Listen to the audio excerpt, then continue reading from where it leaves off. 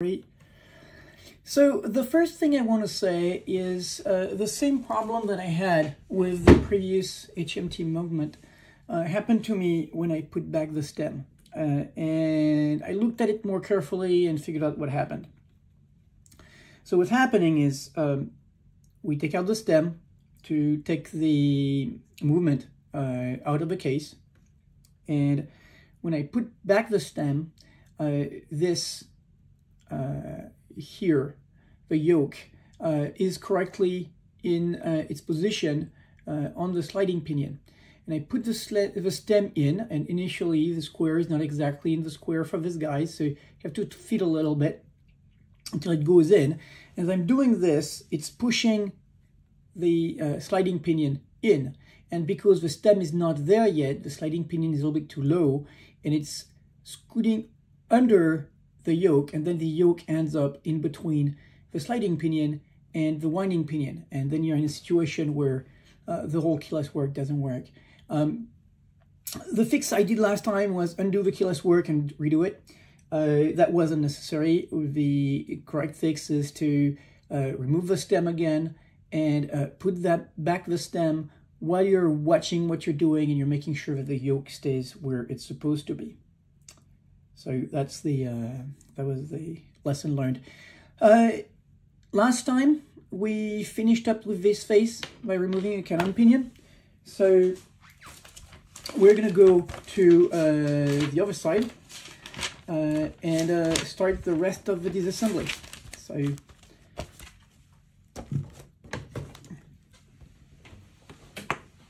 here, the other side, and I've winded the movement. Obviously it had stayed for at least for about a week without being winded, so it wasn't beating anymore. I like to see my beating heart there, so I just wounded it a little bit just to see everything. Yeah, it doesn't look too bad. I think the when we looked at the time grapher, the amplitude was bad. But the hairspring doesn't look too bad. And we're gonna start with removing the pour. So the click is here. Wind a bit. Hold the click and let the pour down. Nice and controlled.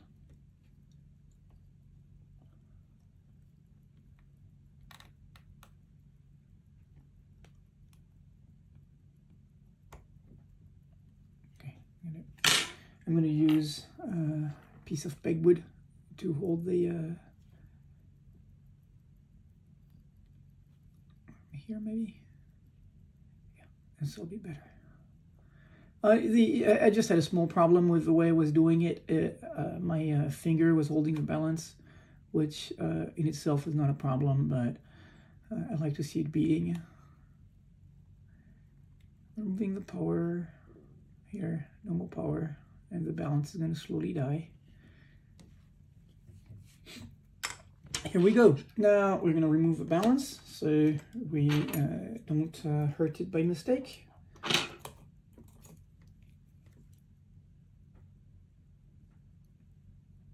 And I think maybe I want a bigger driver.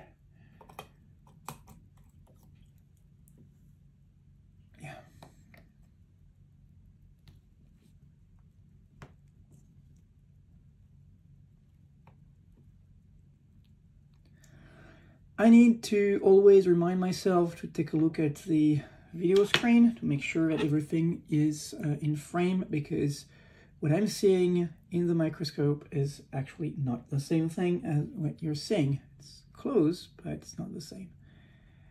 We're just gonna remove that balance. Turn it around.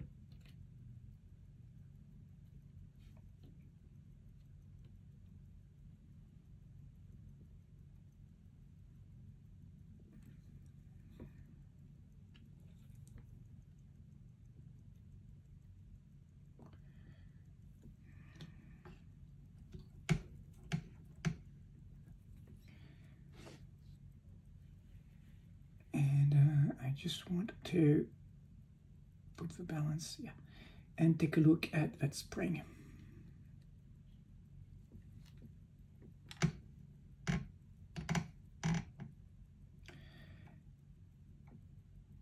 So admittedly, I'm not an expert, but to me, that hairspring doesn't look too bad. Definitely not as bad as the previous one from HMT watch. So we're going to call this one good. And I'm going to grab the balance and put it away before the hairspring is damaged. Back to our movement. A little bit more focusing. Okay. So, remove the power, remove the balance complete, remove the pallet fork. Next is remove the pallet fork. That is a little bit too big of a screwdriver. Smaller screwdriver, please. Something just fell.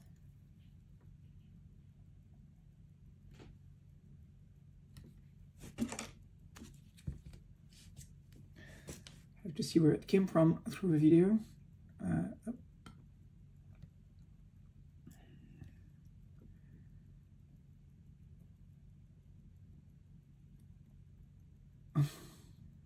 Okay, so that is not normal. What you're seeing here, the pallet fork getting stuck in the pallet fork bridge. I'm gonna guess that there is some lubrication on the pallet fork pivot, which there really shouldn't be, and that's dried up and stuck it. So separate them. One important reason to separate them is they don't get washed into the same liquids. The pallet fork bridge goes with everything else except the pallet fork and the balance in both some lighter fluid and then later on some IPA, while the pallet fork and the balance don't go into the IPA and they go into some hexane. Remove pallet fork, remove the winding mechanism. So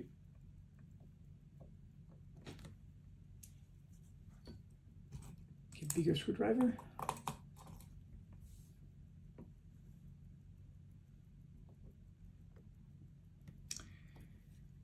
I will need to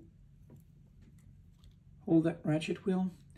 And I also need to not forget that both of those screws are reverse threaded. And compared to last time, this is actually a finished ratchet wheel. We can see some sunburst and those circles, I don't know what they're called, but they're I don't see any other reason to have them than just for aesthetic reasons. So that's nice. And yeah, we can see from the other side that there's no decoration. We can see also a lot of scratches here. So that ratchet wheel has been scratching against maybe those things here. I don't know what that is. That doesn't seem normal to me. Anyway, we'll need to put lubrication here. This is a click spring that I lost last time. I don't know if I'm going to remove it this time. So let's see. This guy, reverse threaded. So this is a crown wheel. It's always reverse threaded, but the previous one, the ratchet wheel, normally is not. I said always. I don't know. They're always reverse threaded. They're usually reverse threaded. I would guess that if there was an intermediate wheel in between the ratchet wheel and the crown wheel, then the crown wheel would not be reverse threaded. Same comment as for the ratchet wheel. Let's see some little bit of finishing.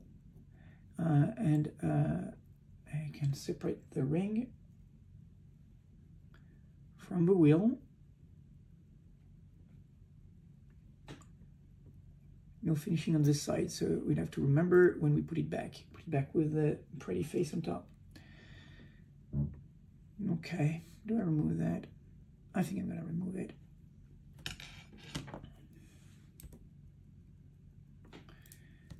Smaller screwdriver.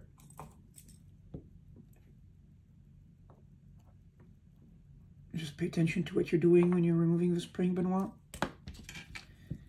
Just make sure to keep something on it at all time.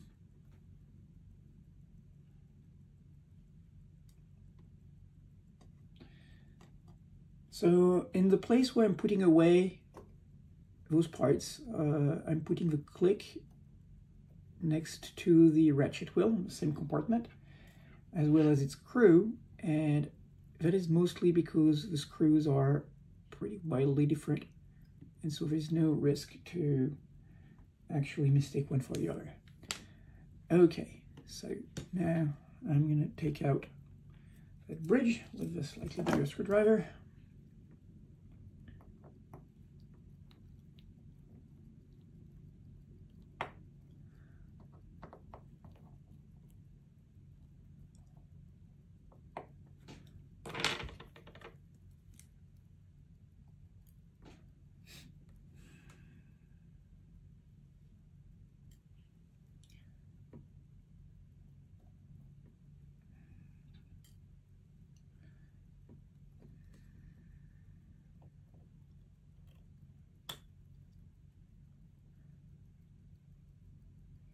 Yeah, I am.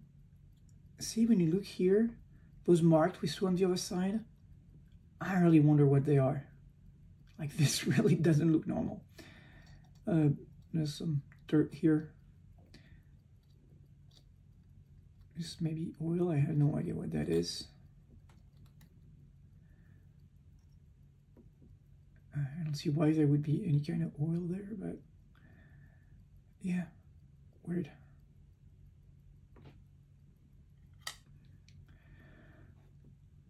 Okay, pretty banged up barrel also.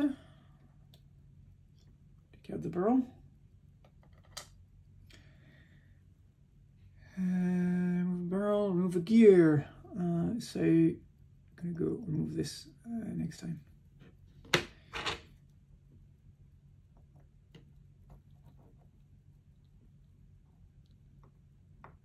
One screw. Two screws. So one thing that's nice is that by now I'm definitely not good at this, but I am good enough that on such a simple movement for the disassembly I can go quick enough that I can do that during my lunch break. So right now we're at my lunch break.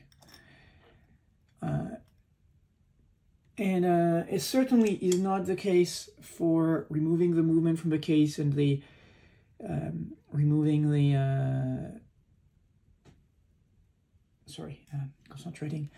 removing the hands from the dial from the movement and all that stuff. I'm really not used to that because I worked more on movements rather than full watches so far, and I'm not that sure what I'm doing. So that took time. So last time I had to do that part and I couldn't start with a disassembly. But doing just the disassembly is going fairly efficiently. The next thing that takes me a long time is the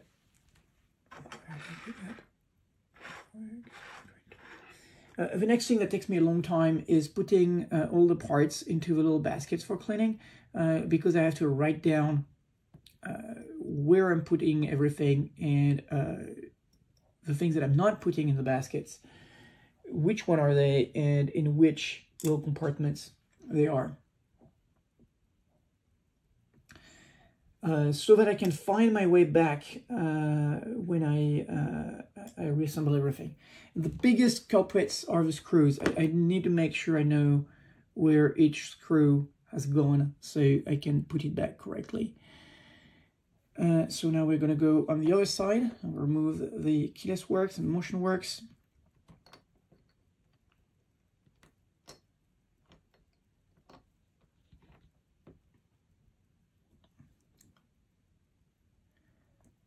Okay, so yeah, we are going to remove the minute wheel bridge, the intermediate setting wheel, the setting lever jumper, the setting lever, the yoke, the sliding pinion, and the winding pinion.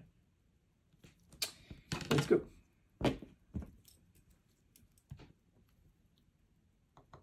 Too big.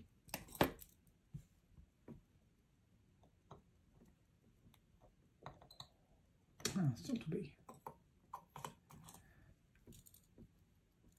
This is also a screw that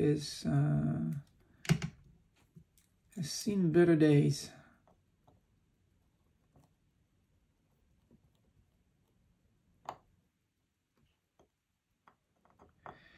So I can really see that I'm getting what I'm paying for. So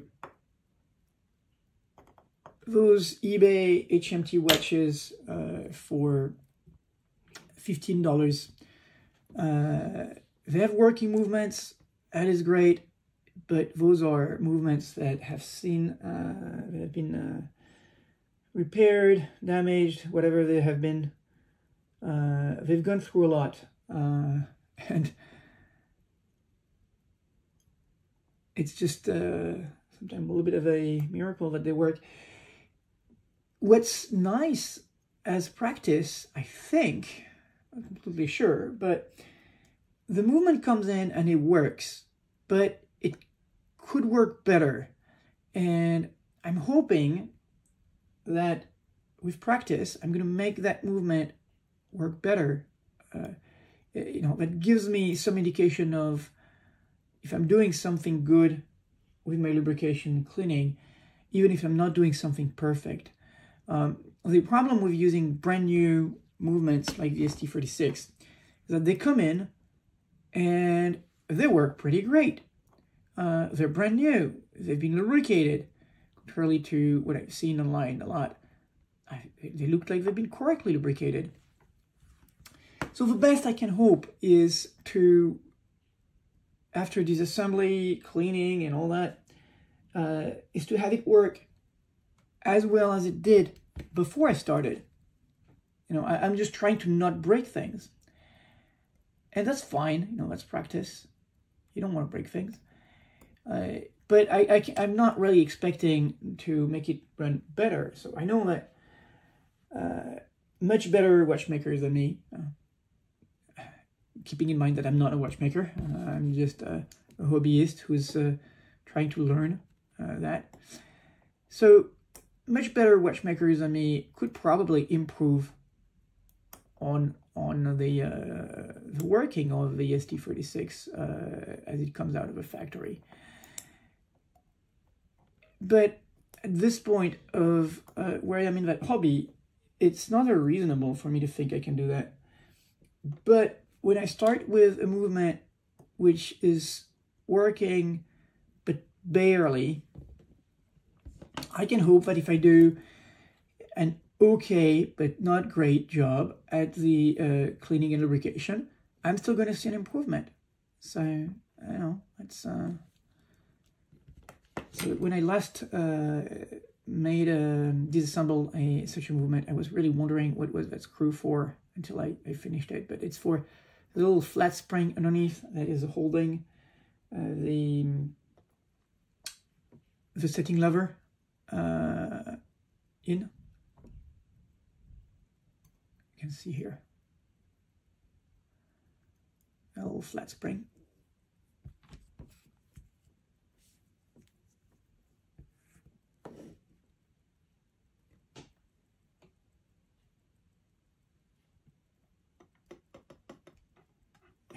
This one has a lot of lubrication. It's sticking to my tweezers like crazy, and the tweezers are not magnetic, as we can see, because nothing else is sticking to it, and because, well, they're supposed to be non-magnetic for starter, and I also demagnetize, run them through a demagnetizer. The yoke is going away, and then I can just pull the stem out. The sliding pinion has fallen and the winding pinion has been removed. And we're basically done. Those I'm going to leave in when we clean, and I'll re-clean them after. Before I put anything in the cleaner, which is going to happen another day anyway, I am going to peg the jewel holes. So, and try to remove any big dirt that I'm seeing.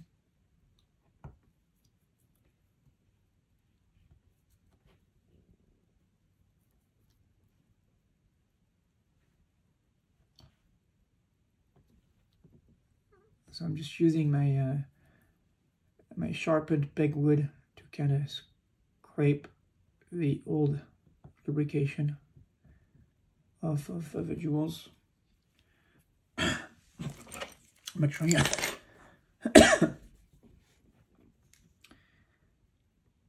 to go ahead and resharpen it a bit.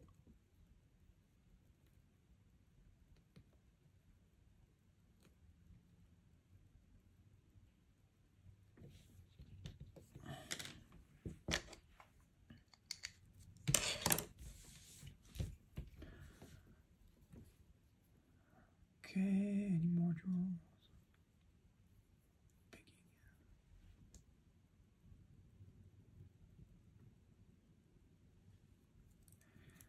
And I do it in both sides. This stuff here. I don't know what that is, but I'll try to remove any kind of dirt and thing that I see that shouldn't be there, but some of them are just scratches.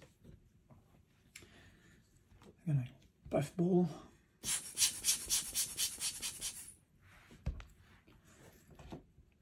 Okay.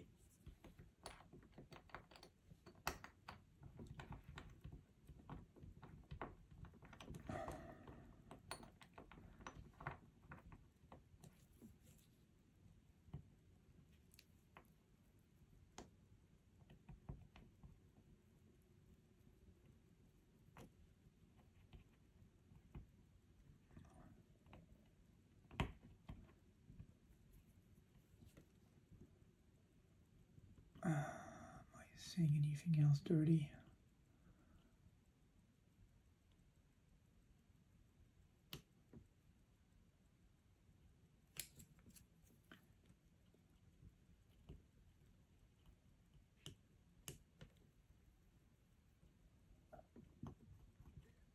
Okay, so that's it for today.